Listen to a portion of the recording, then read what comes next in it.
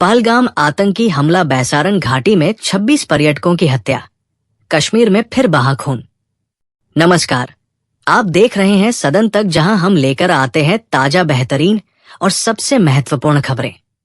अगर आपको कश्मीर से जुड़ी हर बड़ी घटना पर अपडेट चाहिए तो तुरंत चैनल सब्सक्राइब करें, क्योंकि आज हम बात करेंगे एक दिल दहला देने वाली घटना के बारे में। तो आइए शुरू करते हैं।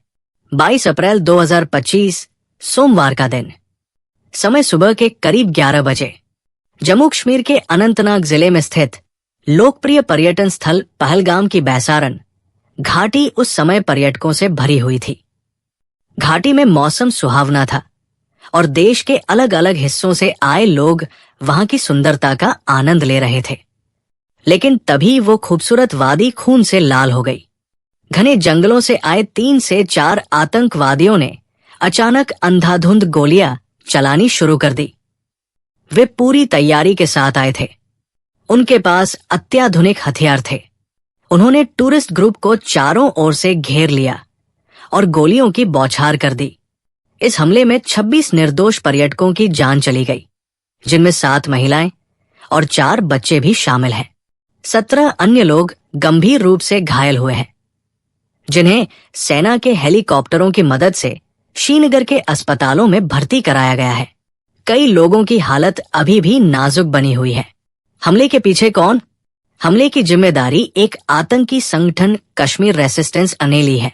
ये संगठन पिछले कुछ महीनों से कश्मीर में फिर से सक्रिय हुआ है। उन्होंने अपने बयान में कहा कि ये हमला अनुच्छेद 370 के हटाए जाने के बाद बाहरी लोगों की बसावट के खिलाफ किया गया है। उनका कहना है कि कश्मीर को पर्यटकों का क्षेत्र नहीं बनने देंगे।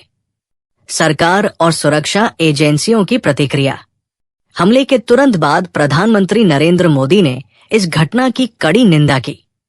उन्होंने अपने सऊदी अरब दौरे को बीच में ही रोक दिया और राष्ट्रीय सुरक्षा सलाहकारों की आपात बैठक बुलाई। प्रधानमंत्री ने साफ कहा, यह हमला केवल निर्दोष लोगों पर नहीं, पूरे भारत की आत्मा पर किया गया है। इसका जवाब बहुत कड़ा और निर्णायक होगा। गृह मंत्री अमित शाह ने भी एक बयान में कहा, जो भी इस हमले में शामिल हैं, उन्हें छोड़ा नहीं जाएगा। कश्मीर में आतंक के इस नए रूप को जड़ से उखाड़ दिया जाएगा। सेना और जम्मू कश्मीर पुलिस ने मिलकर बैसारन घाटी और आसपास के क्षेत्रों में कॉम्बिंग ऑपरेशन शुरू कर दिया है। ड्रोन और सैटेलाइट की मदद से आतंकियों की तलाश जारी है। सूत्रों के अनुसार हमलावर पहाड़ियों की तरफ भाग निकले हैं। परिवारों का हाल और देश की प्रतिक्रिया। देश के अलग अलग कोनों से जो लोग पर्यटक बनकर घाटी में गए थे, अब उनके परिवार शवों को लौटने का इंतजार कर रहे हैं।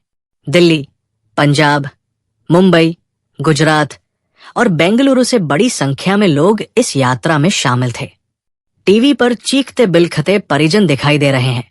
किसी का बेटा नहीं लौटा, किसी की मां और किसी के मासूम बच्चे इस हमले में मारे गए। सोशल मीडिया पर पहलगाम अटैक 2025 कश्मीर टर जैसे हैशटैग ट्रेंड कर रहे हैं। लोग सरकार से जवाब मांग रहे हैं। क्या अब पर्यटक भी सुरक्षित नहीं? आखिर कब तक हम शोक मनाते रहेंगे? विश्लेषण। क्या था आतंकियों का मकसद? इस हमले का मकसद साफ है, कश्मीर में अमन और पर्यटन को खत्म करना। बीते कुछ सालों में जब कश्मीर की छवि सुधर रही थी, होटल फिर से भरने लगे थे, पर्यटक बढ़ रहे थे, तभी ये हमला कर आतंकियों ने दुनिया को ये दिखाने की कोशिश की कि कश्मीर अभी भी अशांत है। ये हमला भारत की बढ़ती शक्ति और कश्मीर में लौटती सामान्य स्थिति के खिलाफ एक आतंकी जवाब है। अब आगे क्या? पहलगाम आतंकी हमला 2025 ने एक बार फिर हमें ये याद दिला दिया है कि आतंकवाद अभी खत्म नहीं हुआ है। इसने ये भी दिखाया है कि अब निशाना सिर्फ सुरक्षा बल नहीं, आम नागरिक और पर्यटक भी है। सरकार के सामने अब दोबारा चुनौती खड़ी है। पर्यटकों की सुरक्षा, स्थानीय शांति बनाए रखना और आतंक को जड़ से मिटाना। अब देश की निगाहें सरकार पर है।